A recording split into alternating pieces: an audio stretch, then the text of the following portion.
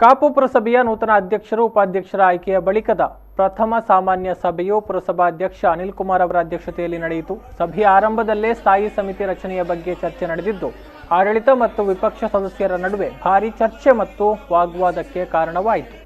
ಕಾಪು ಪುರಸಭೆಯ ಸಾಮಾನ್ಯ ಸಭೆಯಲ್ಲಿ ಸ್ಥಾಯಿ ಸಮಿತಿ ರಚನೆ ವಿಚಾರದಲ್ಲಿ ಗೊಂದಲ, ಆಡಳಿತ ಮತ್ತು ವಿಪಕ್ಷ ಸದಸ್ಯರ ನಡುವೆ ಮಾತಿನ ಚಕಮಕಿ, ಕಾಂಗ್ರೆಸ್ ಹಿರಿಯ ಸದಸ್ಯೆ ಸುಲೋಚನಾ ಬಂಗೇರ್ ಅವರಿಂದ ಉಮೇದುವಾರಿಕೆ ಹಿಂತೆಗೆತ ಮುಂತಾದ ಪ್ರಸಂಗಗಳು ಕೂಡ ನಡೆದವು.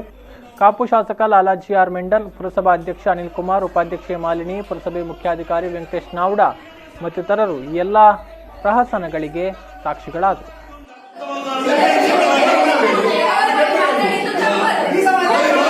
ಅಜೆಂಡವನ್ನು ಮೊದಲಿಡಿ, ಯಾಕೆಂದ್ರೆ ನಾವು ಕೂಡ ಒಂದು ಜನರಿಗೆ ಉತ್ತರದಾಯಕವನ್ನು ಕೊಡಬೇಕಾಗಿದೆ. ಹೌದು, ತೆರಿಗೆ ಹೆಚ್ಚಳದ ಬಗ್ಗೆ ಸಮಸ್ಯೆಗಳುಂಟು, ಈ ಬಗ್ಗೆ ಚರ್ಚೆ ಮಾಡುವ. ಆದ್ರೆ ಮುಖ್ಯಾಧಿಕಾರಿಗಳೇ ತಾವು ಅನುಭವಗಳಿದ್ದೀರಿ, ಅಧ್ಯಕ್ಷರ ಅನುಭವಗಳಿದ್ದೀರಿ. ವಿಷಯ ಏನಂದ್ರೆ, ಸ್ಥಳೀಯ ಸಂಸ್ಥೆಗಳು ಪುರಸಭೆ ಆಗುವಂತ ಹೊತ್ತಿನಲ್ಲಿ, ಪುರಸಭೆ ಕಾಪು ಪುರಸಭೆ ಆಗುವಂತ ಹೊತ್ತಿನಲ್ಲಿ ಅದನ್ನು ವಿರೋಧಿಸಿದವನ್ನ ಆ ಹೊತ್ತಿನಲ್ಲಿ ನಾನೊಂದು ವಿಷಯ ಕೇಳಿದ್ದೆ.